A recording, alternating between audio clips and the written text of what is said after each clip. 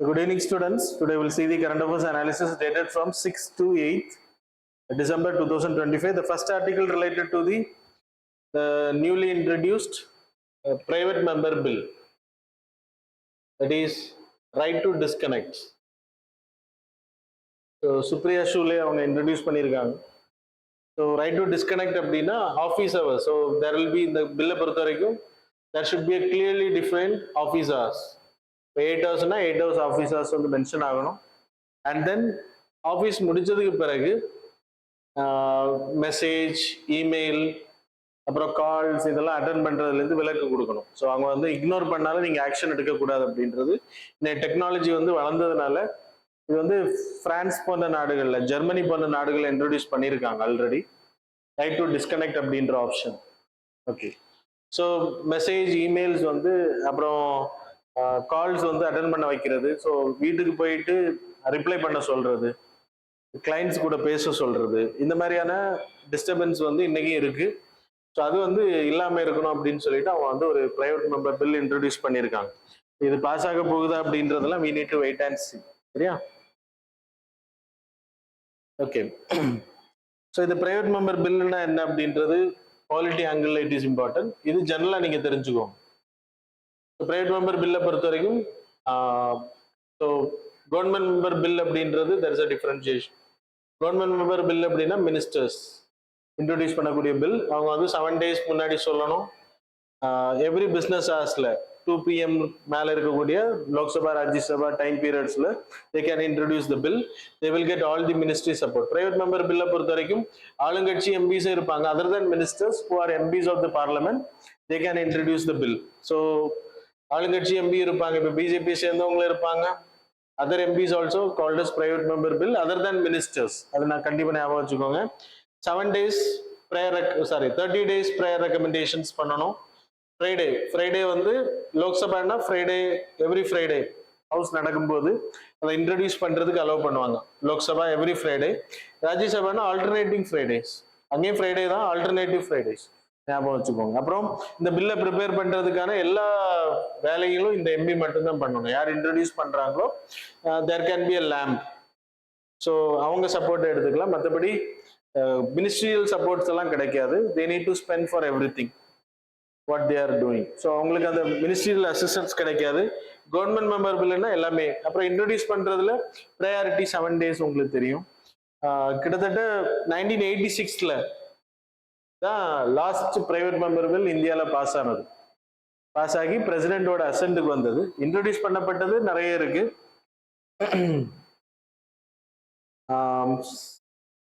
Since independence 14 bills were passed.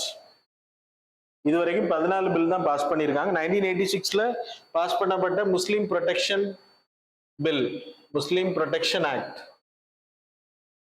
Protection on Muslim protection act 1986 இதுதான் last bill pass ஆனது. அதுக்கு பிறகு பில்ஸே pass, like private member bill pass ஆகல. 17th லோக்சபால 2019 to 24 அந்த டைம் பீரியட்ல 729 லோக்சபால 729 பிரைவேட் மெம்பர் பில், அப்புறம் ராஜ்யசபால 705 பில்ஸ் வந்து இன்ட்ரோடியூஸ் பண்ணப்பட்டது பிரைவேட் மெம்பர் பில். ஆனா பாஸ் பண்ணப்பட்டது நத்திங். இதுல டிஸ்கஸ் பண்ணப்பட்டது, ஹவுஸ்ல டிஸ்கஸ் பண்ணப்பட்டது 2, இங்க டிஸ்கஸ் பண்ணப்பட்டது ஒன்லி 14. ஆனா எதுவுமே பாஸ் ஆகல, பாஸும் ஆகல, பிரசிடென்டோட அசென்ட்டுக்கும் போகல. So that's a irony of India. Right to disconnect அப்படின்றத படிச்சுக்கோங்க. அது என்னன்றது சிமிலர், ஏன்னா அந்த பில்ஸ் வந்து பாஸ் ஆனாதான் நீங்க படிக்கணும் அதுல என்னென்ன ப்ரொவிஷன்ஸ் வருது அப்படின்றது. மற்றபடி இந்த private member bill, government member bill அப்படின்ற இன்ட்ரடக்ஷன் தெரிஞ்சு. இன்னொரு category there are classified as ordinary bill, money bill. Money bill you having money bill, financial bill, that is financial bill you having money bill, financial bill category 1, category 2. சரியா? அப்புறம் constitution amendment bill. So these are the different types of bill. கேரக்டரை வச்சு இது வந்து யார் introduce பண்ணுவாங்க அப்படின்றத வச்சு differentiation. So that's about this article. The next article related to the Goldilocks economy அப்படின்ற ஒரு article. The article is related to the recently monetary policy committee வந்து லைக் ரெப்போ ரேட்டை வந்து குறைச்சிருக்காங்க 5.25, தட் இஸ் 25 பேசிஸ் பாயிண்ட் குறைச்சிருக்காங்க. கண்டினியூஸா குறைச்சிட்டே இருக்காங்க அப்படின்ற inflation அதிகமாகல. அப்புறம் ரீசெண்டா நம்ம ரீர் இண்டெக்ஸ் அண்ட் நீர் இண்டெக்ஸ் பார்த்தோம். அதுலயும் லைக் ஃபாரின் எக்ஸ்சேஞ்ச் ரிசர்வ் நம்ம கரன்சி வந்து ரொம்ப டிப்ரிஷியேட் ஆகிட்டே இருந்துச்சு. அதனாலதான் சேஞ்சஸ் கொண்டு வந்திருக்காங்க. ஸோ கோல்டி லாக்னு ஏன் சொல்றேன் அப்படின்னா, we are in not habitable கேட்டகரியை தான். கோல்டி லாக்னா என்னது? கோல்டி லாக் அப்படின்றது நம்ம மார்ஸுக்கும் எர்த்துக்கும் மார்ஸுக்கும் இடப்பட்ட பகுதி. That is a habitable zone area. அந்த ஏரியா தான் habitable. So Mars will also come under this habitable zone area. அதனால தான் நம்ம மார்ஸ்ல வந்து மனிதர்கள் வாழ்றதுக்கான சாத்தியக்கூறு இருக்கு அப்படின்றத பண்ணிட்டு இருக்கோம். ஸோ ஹேபிட்டபிள் ஏரியாவுக்கு பேரு கோல்டி லாக். ஸோ ஆர்பிஐயோட பாலிசி அப்படிதான் இருக்கு அப்படின்றத இந்த we are in the GDP high. GDP வந்து அப்ப ஜிடிபி டேட்டா தான் தப்பு அப்படின்றாங்க. அது ஏற்கனவே ஐஎம்எஃப் சொல்லி இருக்கு. Inflation is less.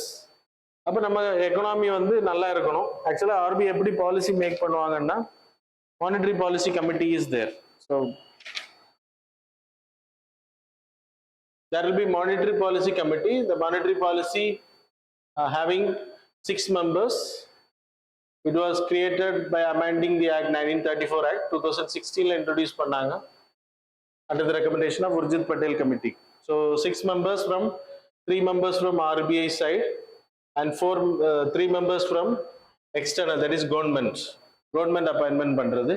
3 members RBI ல இருந்தா RBI governor, he will become the ex officio chairperson. அப்புறம் ஆர்பிஐல deputy governor for monetary policy, monetary ரிலேட்டடா ஹேண்டில் பண்ணக்கூடிய பர்சன். அப்புறம் பேங்க் ஆஃப் அசோசியேஷன்ஸ், அதுல இருந்து ஒரு பர்சன் நாமினேட். ஸோ இப்படி 3 பேர் பேங்க், இந்த 3 பேரும் அப்புறம் இவங்க RBI governor will be the ex official chairman of this monetary policy committee. So இவங்களோட ஒர்க் என்ன அப்படின்னா, வருஷத்துல 4 வாட்டி மீட் பண்ணுவாங்க. Every year they need to meet 4 times. Maximum yearly ஒரு மாசத்துக்கு 2 மாசத்துக்கு ஒரு வாட்டி மீட் பண்றாங்க. யூஸ்வலா 4 வாட்டி கண்டிப்பா மீட் பண்ணணும். That's a condition. So what they need to do, inflation வந்து 4 ± 2 இந்த கேட்டகரியில இருக்கணும். வி ஆர் இன் 1க்கு கீழே இருக்கும். என்ன இன்ஃபிளேஷன் வந்து 0.65 இல்லைன்னா 75 இருக்குன்னு நினைக்கிறேன். ஓகே, ஸோ இது எப்படி முடிவெடுப்பாங்க அப்படின்னா, when there is a high growth, low inflation, the policy will be status quo or neutral பாலிசின்னு பேரு. அப்படின்னா எந்த சேஞ்சும் பண்ண மாட்டாங்க. இப்போ actually we are in high growth, GDP is very high அப்படின்னு தான் கவர்மெண்ட் சொல்லுது. லோ இன்ஃபிளேஷன், இது வரைக்கும் இல்லாத இன்ஃபிளேஷன் கம்மியா இருக்கு. அப்போ அவங்க எடுக்கக்கூடிய பாலிசி நியூட்ரல் பாலிசியா இருக்கணும். அப்படின்னா எந்த ஒரு சேஞ்சும் பண்ணக்கூடாது. ஆக்சுவலா நம்ம சேஞ்ச் பண்ணியிருக்கோம். So high growth, high inflation இருந்துச்சுன்னா ரெடியூசிங் தி மணி சப்ளையை ரெடியூஸ் பண்ணணும். மணி சப்ளை எப்படி ரெடியூஸ் பண்ணணும்னா, ரெப்போ ரேட் அதிகப்படுத்துறது, ஓஎம்ஓ ஆப்ரேஷன் மூலமா பாண்ட்ஸை செல் பண்றது, கவர்மெண்ட் செக்யூரிட்டிஸை செல் பண்றது, அது மூலமா பண்ண முடியும். This is called as contractionary policy. when there is a low growth, low inflation, then money supply need to be increased. அப்போ it is called as expansionary policy. accommodative policy ன்னு பேரு. accommodative policy ன்னு பேரு expansionary phase. low growth, high inflation இருந்துச்சுன்னா it will be called as stagflation area. The monetary policy must be an expansionary. இங்கேயும் expansionary phase. ஏன்னா உங்களுக்கு inflation அதிகம், employment இல்லைன்னா ஸ்டாக்ஃபிளேஷன் இருக்கு, சரியா? ஸோ அதை வந்து மாற்றணும் அப்படின்னா we need to create job. அப்போ அதுக்கான எக்ஸ்பான்ஷனரி பாலிசி பண்ணணும். ஆக்சுவலா இப்போ நம்ம இருக்கக்கூடிய சிச்சுவேஷன் இது. நியூட்ரல் பாலிசின்னா நம்ம எந்த சேஞ்சும் பண்ணக்கூடாது. ஆனால் we reduced 0.2, that is 25 basis point குறைக்கிறோம். அப்படின்னா நம்மளோட ரெப்போ ரேட் வந்து இப்போ 5.25 கேட்டகரியில் வருது, சரியா? அதனாலதான் இந்த ஆர்டிகிள் எக்ஸ்பிளனேஷன் அப்படி சொல்றாங்க. கோல்டி லாக் ஹேபிட் இதுல நம்ம எடுக்கிறோம் அப்படின்றது ஆர்டிகிளோட explanation. So next article related to the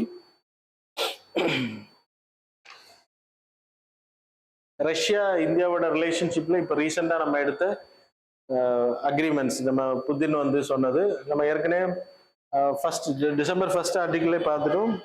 December 1 second article அதில் we have seen 1971ல இந்தியா வந்து ஃப்ரெண்ட்ஷிப் ட்ரீட்டி சைன் பண்ணோம். அதுக்கு பிறகு 2000ல ஸ்ட்ராட்டஜிக் பார்ட்னர்ஷிப், 2010ல ஸ்பெஷல் ப்ரிவிலேஜ் ஸ்ட்ராட்டஜிக் பார்ட்னர்ஷிப், 2025 இந்தியாவுக்கு அதுக்கப்புறம் 2000லேருந்து we are conducting annual summit. இது 23வது மீட்டிங் அப்படின்னு சொல்லப்படுது.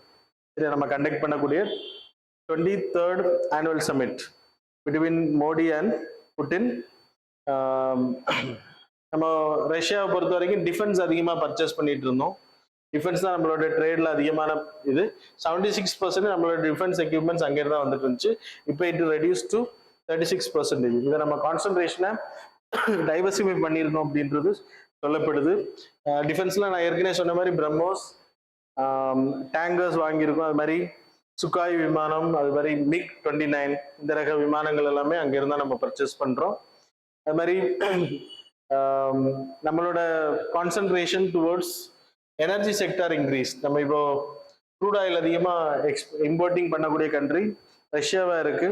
2030 நம்மளோட ட்ரேட் வந்து 100 பில்லியன். இப்போ நம்மளோட வைடனிங் எடுத்துக்கிட்டீங்கன்னா 68.6% we are doing trade. அதில் டெபிசிட் எடுத்துக்கிட்டீங்கன்னா 59 பில்லியன் டாலர்ஸ் நம்ம எக்ஸ்போர்ட் பண்ணக்கூடியது.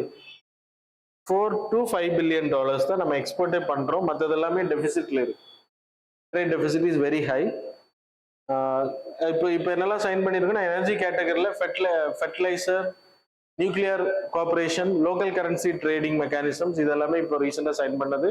அது மாதிரி Eurasian economic union, it's a 5-member country grouping.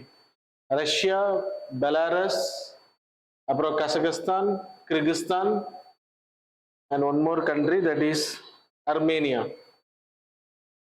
இந்த குரூப்பிங் வந்து ஃபார் ஈஸ்ட் ஆஃப் ரஷ்யா அந்த ஏரியாஸ் எல்லாம் டெவலப் பண்றதுக்காக there is a cooperation economic union, east Eurasian economic union. So அதை டெவலப் பண்றதுக்காக so we are trying to sign a FTA. இது வந்து discuss நடந்திருக்கு. This group started 2014. இது ரொம்ப இம்பார்ட்டன்ட். அப்புறம் பீப்புள் டு பீப்புள் டைஸ் அதிகப்படுத்துறதுக்கான டிஸ்கஷன். நம்ம ரஷ்யாவை பொறுத்த வரைக்கும் நிறைய லேபர்ஸ் தேவைப்படுறாங்க.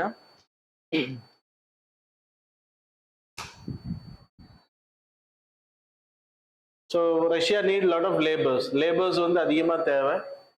அப்படின்றப்போ லேபர் மார்க்கெட்டுக்கு வந்து யங்ஸ்டர்ஸ் அதிகமாக தேவை. அப்போ இந்தியாவில் we having lot of skilled people. So அந்த ஸ்கில்டு பீப்புள் அங்கே அனுப்புறது அதுக்கான ப்ராசஸ். காம்பேக்டிங் இல்லீகல் மைக்ரன்ட்ஸ், வாருக்கு வந்து பயன்படுத்துறது. அது இளைஞர்கள் இங்கேருந்து படிக்க போறவங்க, வேலைக்கு போறவங்க எல்லாம் வாருக்கு பயன்படுத்துறாங்க. அதை வந்து தடை செய்யறது. அப்புறம் ஸ்கில்ட் எம்ப்ளாய்மெண்ட், கிட்டத்தட்ட 5 லட்சம் பேர் அங்கே டிமாண்ட் இருக்கு அப்படின்னு சொல்லப்படுது. ஸோ நம்ம இந்தியாவில இருந்து அனுப்ப முடியும். அது மாதிரி டூரிசம் அட்ராக்ட் பண்றதுக்காக 30 days ஃப்ரீ விசா கொடுக்கறதுக்கான பிளான் வந்து நம்ம பண்ணியிருக்கோம். ரஷ்யன்ஸ் வந்து இந்தியா விசிட் பண்ணிட்டு போறதுக்கு. ஸோ அதன் மூலமா கிட்டத்தட்ட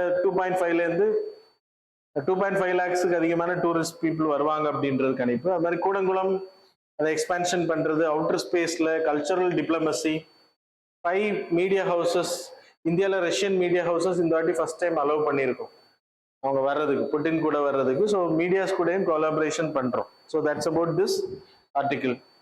த நெக்ஸ்ட் ஆர்டிகிள் இந்தியா கோல் கொண்டு வரோம். ஸோ இந்தியா வந்து நம்ம கோல் ஃபேஸ் அவுட் கேட்டகரியில் இருக்கும். இன்னைக்கு 2070 we need to go by global neutrality. அப்போ கோல் ஃபேஸ் அவுட் நம்ம போறோம், ஆனால் ஃபேஸ் அவுட் நம்ம பண்ணல அப்படின்றதான் இந்த ஆர்டிகிள் சொல்லுது. நம்ம இன்னைக்கு 2021-22 775 மில்லியன் டன்ஸ் நம்ம வந்து பயன்படுத்திட்டு அது இன்க்ரீஸ் டு 893 மில்லியன் டன்ஸ். இன்னைக்கு நம்ம 14% கோல் யூஸ் பண்றதுல வளர்ச்சி அடைஞ்சிருக்கும். கோல் மினிஸ்ட்ரியோட ரிப்போர்ட் படி 2030 it will go by 1.5 billion tons. நம்ம யூட்டிலைசேஷன் அதிகமாகும், நமக்கு டிமாண்ட் அதிகமாக இருக்கிறது. அப்போ நம்ம solar, bio, small hydro power projects, wind power, nuclear power, hydro power, big hydro power projects இது எல்லாமே நம்ம கரெக்டாக ப்ராப்பராக யூட்டிலைஸ் பண்ணாலும் நம்மளோட பொட்டன்ஷியல் அதிகமாக இருக்கு, ஆனால் நம்ம அதை பண்ணலை அப்படின்னு சொல்லப்படுது. 75% இந்தியாவில் எலக்ட்ரிசிட்டி வந்து இன்னைக்கும் கோல்ல தான் நம்ம தயாரிச்சுட்டு இருக்கோம் அப்படின்றது. சிலி போன்ற நாடை வந்து எக்ஸாம்பிள் கொடுத்துருக்காங்க எடிட்டோரியல் பேஜ்ல ஆத்தர். பாலிசி அவங்க வந்து அவங்க 2040 கார்பன் நியூட்ரலிட்டிக்கு மாறணும் அப்படின்னு டார்கெட் வச்சு செயல்படுறாங்க. இன்சென்டிவைசிங் தி கோல் ப்ராடக்ட்ஸ், அந்த கம்பெனிஸ் உருவாகுறதையோ அவங்க பண்றதையோ வந்து டீஇன்சென்டிவைஸ் அப்படின்னா எக்ஸ்ட்ரா டாக்ஸஸ் போடுவாங்க. பாலிசி டிசிஷன்ஸ் வந்து கரெக்டாக பண்றாங்க. ஸோ அதன் மூலமா அவங்க வந்து 2040 ஃபேஸ் அவுட் பண்ண முடியும். இந்தியாவும் அதை ஃபாலோ பண்ணணும். வி ஹேவிங் கிரீன் எனர்ஜி, அந்த கேப்பபிலிட்டி அதிகப்பட்ட கோல் யூஸ் பண்றதுனால ஒரே ஒரு பிளஸ் தான், 13% 14% இன்ஃபன்ட் மொர்டாலிட்டி ரேட்டை நம்ம குறைக்க முடியும். 1 ஜிகாவாட் கோல் இந்தியாவில் எரிக்கிறது மூலம். ஏன்னா கோல் செக்டார்ல ஒர்க் பண்றவங்க புவர் பீப்புள், அது எரிக்கிறதுனால இன்ஃபன்ட் மொர்டாலிட்டி ரேட் வந்து கம்மியாகுது அப்படின்னு சொல்லப்படுது. அது 13-14 1 ஜிகாவாட்டுக்கான கோல் எரிக்கிறது மூலமா 13-14% இன்ஃபன்ட் மொர்டாலிட்டி ரேட் வந்து கண்ட்ரோல் பண்ணப்படுது. அது மாதிரி 3 to 10% ஜிடிபி கோல் எரிக்கிறது மூலமா, கோல் யூஸ் பண்றதுனால நம்ம இந்தியாவோட ஜிடிபி இது வந்து டிராபேக் அஃபெக்ட் ஆகுது அப்படின்னு சொல்லப்படுது. So these are the things are important. அது மாதிரி கிளைமேட் பர்ஃபார்மன்ஸ் இண்டெக்ஸ் சிபிஐ ரீசெண்டாக ரிலீஸ் பண்ண கிரீன் வாட்ச், ஜெர்மன் வாட்ச் அந்த நிறுவனம், அப்புறம் நியூ கிளைமேட் இன்ஸ்டிடியூட், அப்புறம் கிளைமேட் ஆக்ஷன் நெட்வொர்க் அவங்க சேர்ந்து ரிலீஸ் பண்ணதுல இந்தியாவுக்கு வந்து 10வது இடத்து ரேங்கிங்ல இருந்து வி கேம் டு 23rd. நம்ம வந்து ரொம்ப டவுனா போயிருக்கோம், நம்ம கரெக்டா ஒர்க் பண்ணல அப்படின்றது. இது எதன் அடிப்படையில் கொடுக்குறோம்னா greenhouse gases emissions, renewable energy, energy use and climate policy, அது என்னென்ன போடுறோம் அப்படின்ற அடிப்படையில் தான் டிசைட் பண்ணப்படுது. So that's about this article. The next article related to the open market operation. Open market ஆப்ரேஷனை பொறுத்த வரைக்கும் பாண்ட்ஸ் ஆர்பிஐ வந்து இப்போ இன்ஃப்ளேஷன்ஸ் லைக் இன்னும் அதிகப்படுத்த ட்ரை பண்றாங்க. ஏன்னா இன்ஃப்ளேஷன் வந்து கண்ட்ரோல் ஆகுது. அப்போ மார்க்கெட்ல மணி சப்ளை வந்து அதிகப்படுத்தணும். ஸோ மணி சப்ளை இன்க்ரீஸ் பண்ணணும். அப்போ அதுக்கு என்ன பண்றாங்கன்னா 1 lakh crore பாண்ட் மார்க்கெட்ல வந்து பர்ச்சேஸ் பண்ண போறாங்க. அப்போ பர்ச்சேஸ் பண்ணும்போது money from the RBI will go inside. இதுல வந்து அவங்க ஆப்ரேஷன் ட்விஸ்ட்டை பயன்படுத்துறாங்க. ஸோ ஓப்பன் மார்க்கெட் ஆப்ரேஷன்னா பாண்ட் வந்து கவர்மெண்ட் செக்யூரிட்டிஸை வந்து விற்கிறதும் வாங்குறதும் ரெண்டுமே பண்ணுவாங்க. இன்ஃப்ளேஷன் அதிகமா இருந்துச்சு அப்படின்னா மணியை எடுப்பாங்க. எப்படி எடுப்பாங்கன்னா பாண்டை கொடுத்துட்டு மணியை வாங்குவாங்க. சப்ளை அதிகப்படுத்தணும், மணி சப்ளை அதிகப்படுத்தணும்னா they will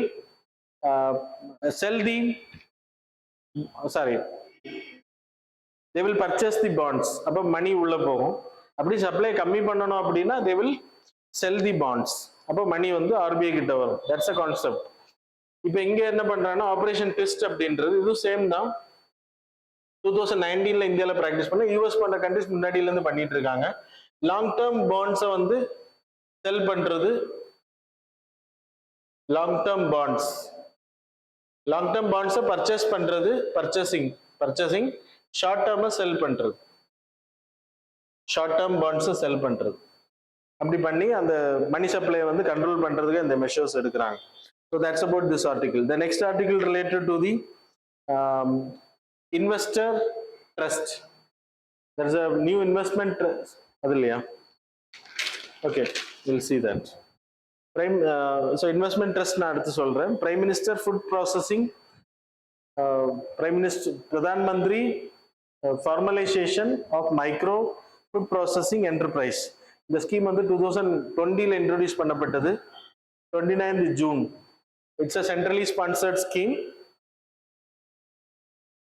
Prime Minister visibility formalization micro enterprises. So இது 2020 இன்ட்ரோடியூஸ் பண்ணப்பட்டது 29th June. இது வந்து இப்போ சக்சஸா இருக்கு அப்படின்றது சொன்னாங்க. Centrally sponsored scheme, that is 60:40. Central government 60-40% by the state government. Ministry of Food Processing Industries அவங்க இதை அப்புறம் நஃபீதும் சேர்ந்து பண்றாங்க. அண்ட் இந்த ஸ்கீம்லேயே ஒன் டிஸ்ட்ரிக்ட் ஒன் ப்ராடக்ட் அப்படின்ற அந்த கேட்டகரி லான்ச் பண்ணப்பட்டிருக்கு. இது எதுக்கு அப்படின்னா micro processing, food processing industries நிறைய வந்து ஃபார்மலைசேஷன்ல ஃபார்மலா இருக்க மாட்டாங்க, இன்ஃபார்மலா இருப்பாங்க. அவங்கள ஃபார்மலைஸ் பண்றது, நிறைய பேக்கெட்டுகள் முறுக்குல இருந்து எல்லாமே பேக்கெட் பண்ணி போடுவாங்க. ஆனா ஒரு ரெஜிஸ்ட்ரேஷன் இருக்காது, ப்ராப்பர் சானிட்டரி மெஷர்ஸ் எல்லாம் மெயின்டைன் பண்ண மாட்டாங்க, ப்ராப்பரா ஹைஜீனிக்கா இருக்காது, கண்டாமினேஷன் அதிகமாகிறதுக்கான வாய்ப்பு இருக்கு. நிறைய நாள் அந்த உணவை வந்து பதப்படுத்த முடியாது. அப்ப அவங்களுக்கு ட்ரைனிங் கொடுக்குற மூலமா அதுக்காக ஒரு ஃபண்டு தான் கிட்டத்தட்ட 10,000 கோடி வந்து லான்ச் பண்ணப்பட்டது 2020-25 வரைக்கும். 2 லட்சம் மைக்ரோ ஃபுட் ப்ராசஸிங் அன்ஆர்கனைஸ் செக்டார்ஸை வந்து உருவாக்குறது, ஆல்ரெடி எக்ஸிஸ்டிங்கை ட்ரெயின் பண்றது, புதுசா வர்றவங்களையும் உருவாக்குறது. Farmers producer organisation, self help group, cooperatives இந்த மாதிரி கிரியேட் பண்ண வைக்கிறது, ஸ்கில் டெவலப்மெண்ட் பண்றது. 35% வரைக்கும் கேபிட்டல் சப்சிடி கொடுக்குறாங்க எம்எஸ்எம்இ செக்டார்ல. 3 crore வரைக்கும் கொடுக்குறாங்க. சரியா capital. So that's about this article. அது வந்து சக்சஸ் அப்படின்றது சொல்றாங்க. ஸ்கீம் மட்டும் படிச்சா போதும். The next article related to the real estate, that is infrastructure investment trust. It is related to, there is an infrastructure trust, that is Rajmark Infra Investment Trust. It's like a mutual fund. So infrastructure investment fund, இது வந்து is like a mutual fund. இது வந்து SEBI வந்து இப்போ approve கொடுத்துருக்காங்க. ராஜ்மார்க் அப்படின்ற ஒரு நிறுவனம் அவங்க வந்து ஆரம்பிக்கிறதுக்கு ராஜ். ஸோ இது வந்து ஷேர்ஸ்ல வந்து நீங்க வாங்கிக்கலாம். இப்போ example there will be amount will be mentioned. அப்புறம் இதை வந்து யூனிட்டா பிரிப்பாங்க. இப்போ நம்ம அதை பர்ச்சேஸ் பண்ணோம்னா இதுல போகக்கூடிய ஃபண்டை வச்சு infrastructure development project, that is airport, greenfield projects, brownfield projects, highways, thermal power plants, tolls, இது வந்து ஒரு இது வாங்குறதுக்கு 1 lakhல இருந்து 10 lakh வரைக்கும் இன்வெஸ்ட் பண்ணிக்கலாம். ஸோ இதில் வரக்கூடிய ப்ராஃபிட் வில் பி ஷேர் அது இன்ஃப்ராஸ்ட்ரக்சர். அது மாதிரி ரியல் எஸ்டேட் இருக்கு, ரெட்னு பேரு REIT. ஸோ இதுவும் அதே மாதிரி தான் ரியல் எஸ்டேட் ப்ராஜெக்ட்ஸுக்கு வந்து இது வந்து 50,000ல இருந்து பர்ச்சேஸ் பண்ண முடியும். Pooling of money and then this money will be utilised for real estate infrastructure. அது வந்து நார்மல் இன்ஃப்ராஸ்ட்ரக்சர் டெவலப் பண்றதுக்கு. சரியா இதுல வந்து ட்ரஸ்டி இருப்பாங்க, trustees will be there, sponsors will be there, managing பண்றது, அப்புறம் இன்வெஸ்ட்மெண்ட் மேனேஜர் இருப்பாங்க, ப்ராஜெக்ட் மேனேஜர் இருப்பாங்க. ஸோ இவங்க வந்து இதுக்கான ரிப்போர்ட்ஸ் வந்து சப்மிட் பண்ணுவாங்க இன்வெஸ்டர்ஸுக்கு. So that's about this article. The next article related to the technology development fund. இந்த டெக்னாலஜி டெவலப்மெண்ட் ஃபண்டுன்றது பப்ளிக் பிரைவேட் பார்ட்னர்ஷிப். பிரைவேட்ல இருந்து இண்டஸ்ட்ரி, டிஃபென்ஸ் இண்டஸ்ட்ரியில வந்து நிறைய பேர் இன்வெஸ்ட் பண்ணணும்னு நினைக்கிறாங்க. அவங்களை ஊக்கப்படுத்துற 50 crore ஒரு ஃபண்ட் கிரியேட் பண்ணியிருக்காங்க. 90% ஆஃப் த டோட்டல் காஸ்டையும் வந்து கவர்மெண்டே பார்த்துக்கும். 4 years டியூரேஷன். இதில் யாரெல்லாம் பண்ணலாம்னா public limited companies, private partnership, limited liability companies, அப்புறம் sole partners, that is single owners, MSME, resident இந்தியனா இருக்கணும். 49% வந்து ஃபாரின் இன்வெஸ்ட்மெண்ட் அலோட், அதுக்கு மேலே அலோவ் கிடையாது. ஸோ இவங்க வந்து டிஃபென்ஸ் எக்யூப்மெண்ட்ஸ் தயாரிக்கிறதுக்கு இந்த ப்ராஜெக்ட் மூலமா அப்ளை பண்ணிக்கலாம். ஸோ அதில் ஒரு 7 ப்ராஜெக்ட்ஸ் வந்து பண்ணதை வந்து இப்போ DRDO வந்து ஆர்மிக்கு வந்து கொடுத்துருக்காங்க. That's it came in news. இது ஆல்ரெடி இன்ட்ரோடியூஸ் பண்ணப்பட்ட ஸ்கீம் தான். சரியா so that's about the articles. Now we will move on to the MCQs. So question number 1, with reference to the Mahad Satyagraha, consider the following statements.